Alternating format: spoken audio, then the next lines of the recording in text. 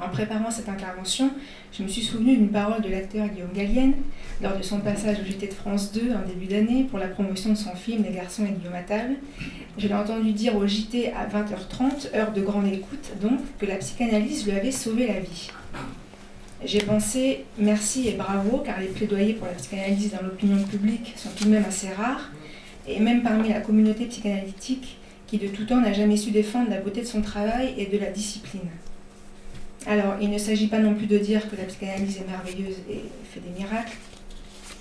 Mon propos aujourd'hui est de tenter de vous parler de la clinique et de ce que je peux y voir comme processus subjectif à l'œuvre dans le déroulement d'une cure psychanalytique, ma clinique étant éclairée par ma formation théorique freudo-lacanienne et les théorisations du RPH qui s'en inspirent et les poursuivent aujourd'hui en 2014.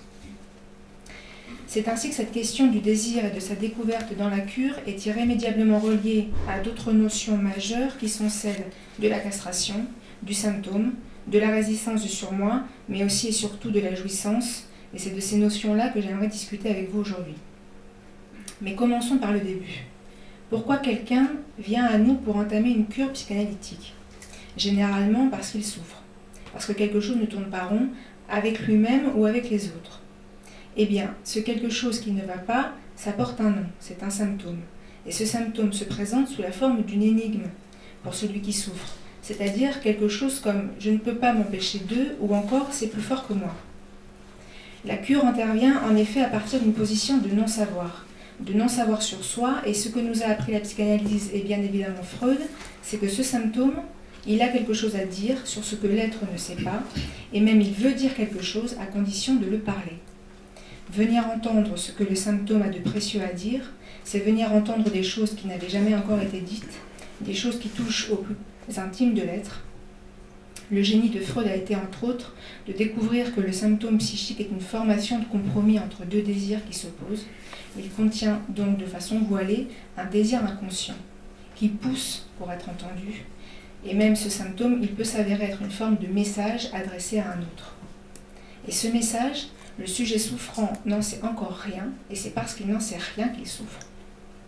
L'efficacité de la cure dépend en partie du déchiffrage de ce message que portent les symptômes, et comme disait Lacan, que le sujet découvre progressivement à quel autre il s'adresse véritablement. Ainsi, le symptôme est une entité langagière. Il est fait de mots et de liquides, et il contient une vérité bâillonnée. C'est bien de cela qu'il s'agit en effet. Les êtres parlants font des symptômes, car ils sont malades, une vérité qui n'est pas dite, et encore moins assumée. Et ce symptôme, et la souffrance qui l'accompagne, pourront passer leur chemin une fois que la vérité du sujet aura été dévoilée, à savoir ce sujet, ce qu'il a été, ce qu'il est, ce qu'il désire vraiment. Dans son séminaire L'acte psychanalytique, Lacan dit que le symptôme, c'est ce nœud du réel où est la vérité du sujet. Cette vérité, elle ne se dévoile qu'à être dite, et dite par surprise, grâce aux associations libres du patient qui déroulent une chaîne signifiante. J'insiste sur ce terme de surprise car je crois vraiment qu'une psychanalyse agit par des effets de surprise. Ce qui rejoint cette notion de vérité, car c'est la vérité qui surgit par surprise, et il me semble que c'est vraiment le cœur de notre affaire quand nous parlons des effets de la cure. Ces effets, quels qu'ils soient, sont possibles à partir d'un effet de vérité, qui vient donc par surprise, dans le sens qu'elle saisit celui qui parle, s'il a bien voulu accepter de céder sur ses résistances et parler librement ses pensées. La vérité ne peut surgir qu'à cette condition que l'être lâche de son ego, de sa volonté de maîtrise, et accepte de laisser parler le grand autre dans lequel il va puiser pour dire, tant bien que mal, sur lui-même. J'ai trouvé tout à fait grandiose la distinction que fait Lacan à ce sujet entre savoir et vérité, dans le séminaire 15 et l'acte psychanalytique. Il nous dit que le savoir est toujours de l'ordre de l'imaginaire, contrairement à la vérité qui surgit du grand autre. Ainsi, le psychanalysant vient au cabinet par un désir de savoir.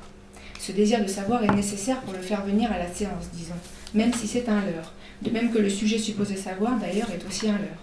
Mais enfin, c'est nécessaire pour que le patient soit au rendez-vous, et finalement, c'est la vérité qu'il trouve, par surprise, toujours par surprise. La cure avance à mesure que la chaîne signifiante se déroule et dévoile des vérités qui ne voulaient pas être dites ou entendues, des vérités refoulées dont l'être ne voulait rien savoir et que par transfert il accepte de dire. La cure navigue entre le symbolique et l'imaginaire, et à mesure qu'il dit, qu'il s'inscrit dans le symbolique, l'être perd de l'imaginaire.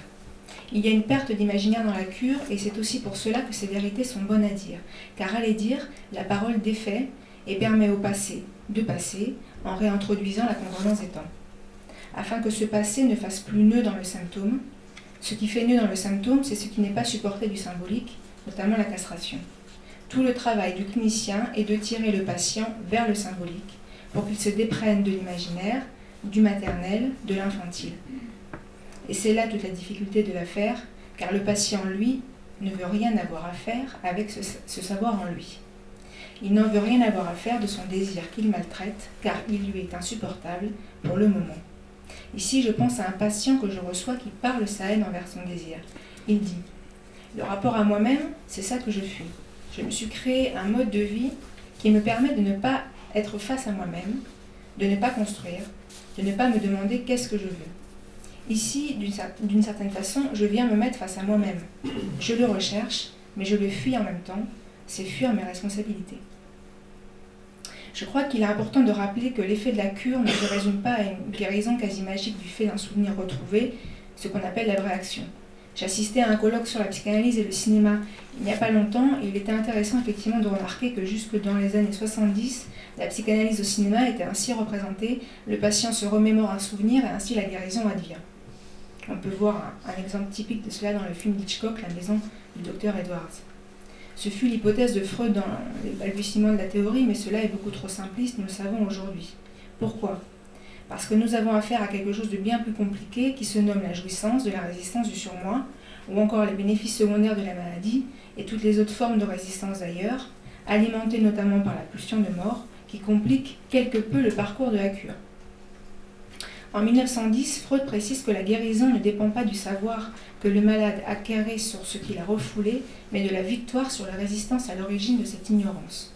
Il dit « Ce n'est pas son savoir en soi qui est pathogène, mais le fait que ce non-savoir est fondé sur des résistances internes qui ont tout d'abord suscité le non-savoir et qui maintenant encore l'entretiennent. C'est dans le combat livré contre ces résistances que réside la tâche de la thérapie. Et je dirais pour conclure, la tâche psychanalytique réside dans le fait que ce qui insiste puisse être entendu, ce qui insiste, c'est-à-dire cette vérité qui n'est pas dite et qui vient d'ailleurs, d'où de l'inconscient. Comme a dit Lacan, qu'il y ait de l'inconscient veut dire qu'il y a du savoir sans sujet. C'est ce savoir-là que l'être parlant qui souffre vient chercher auprès de nous, c'est bien davantage qu'il trouvera. La cure psychanalytique consiste à sortir de l'infantile et à troquer une modalité de jouissance pour une autre, moins coûteuse. J'ai coutume de penser que la psychanalyse est un vrai voyage, une aventure, une expérience subjective qui suppose quelques tempêtes et quelques risques. Elle visite la face cachée de l'iceberg du moi conscient en découvrant au fur et à mesure des séances la logique spécifique des processus inconscients. C'est une rencontre avec ce qui était à la fois le plus étranger en soi et le plus singulier. Elle donne la possibilité de ne plus être passif, de ne plus subir sa vie, mais d'en être acteur et avec joie. Elle permet d'en savoir un peu plus sur son désir et d'avancer avec lui main dans la main, si l'être accepte d'en faire sa boussole et de lui laisser les rênes de son existence.